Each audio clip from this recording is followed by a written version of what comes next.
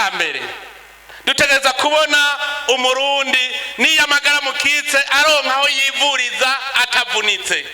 Ni muri iyo ntumbero twifuza neza kandi turabona ko bishoboka mu migambi nuko ikomine yose itegereza kuronka ibitaro.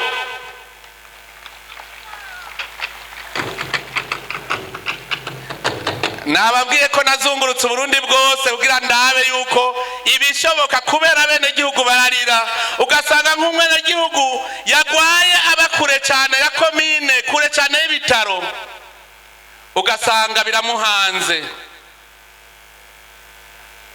Ahangira ngo muri Kayokwe mucavuga ngo twebwe turafise.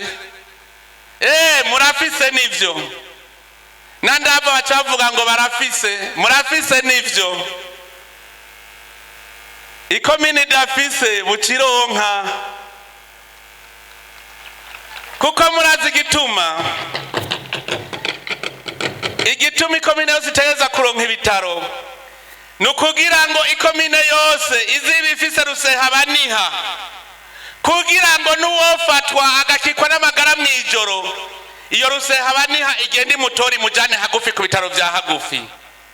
Nico gituma ku mutumba wose rutegerezwa kuhashira itabariro ry'abagwaye ku mutumba wose.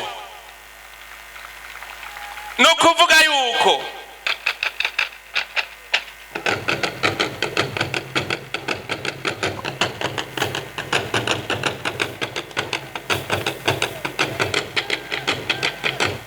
twaramaze gufata yuko umutumba ari wo mushinge w'iterambere. Nico gituma twafashe irya ngingo yuko umutumba wose amakoperative yiyubaka mu makoperative, hanyuma leta icisahiriza mu makoperative. Hajya mwabonye leta rero yataguye gutanga miliyoni 10 kandi n'ubu camuronka yandiga.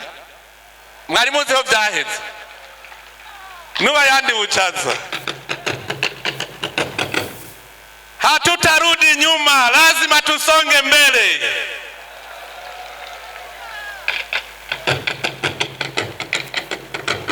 Tuva mu bwiza tuja mu bundi.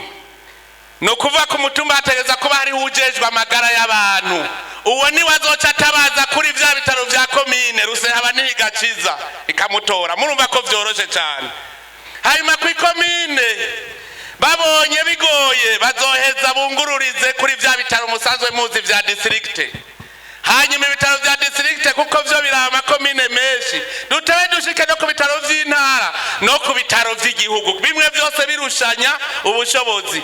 Gushikaho tuzoshika ku bitaro bimwe amwe muramubona abarundi baja kwivuza hanze, twivuriza hanyene. None ndababwiye yuko muri Kenya ariho hari abantu b'incabwenge kurusha abandi. Dufise abaganga bakwiye b'incabwenge kandi murazi yuko heshi no mu bihugu vy'Iburaya nasanze havura abarundi. None kubera ivyo rero reka abarundi twubake natwe ibitaro, abo hanze baze kwivuriza iwacu. Amagara y'abantu dutegeza kuyitaho.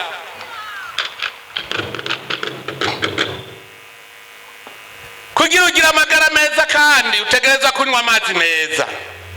Yemwe hariho abenegihugu ngaho Mwaro bama bariko barandirira iminsi yose. Nagira ndababwire ko amarira yanyu nayumvise, abanyendava hariya muri zone Ndava amarira yanyu nayumvise, ikibazo c'amazi cakemutse.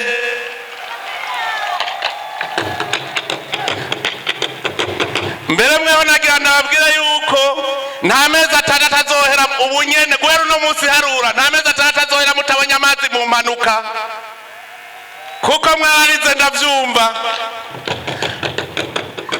Aho azova twaramaze kuharaba, hari amazi menshi, kuyaduza naho umuti twarawutoye. Murazi vyari vyaratunaniye, twari twananiwe n'ingene amazi aduga hejuru. None uwo muti twarawutoye.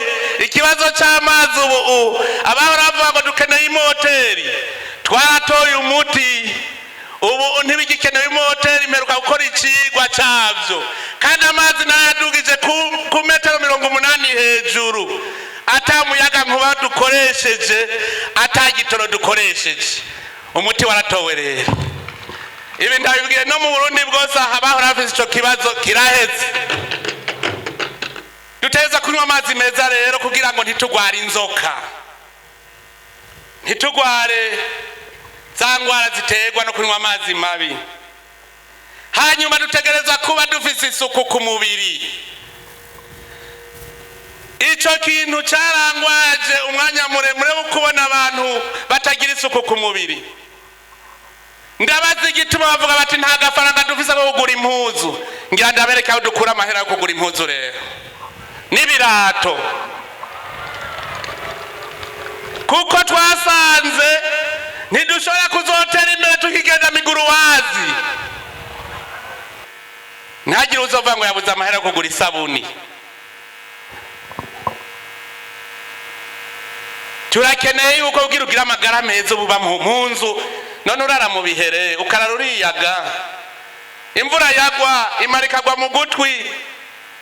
Erega ndabivuga kuko nanje niko nakuze, kandi sinipfuza yuko kujya nakuze ariko tuzobandanya.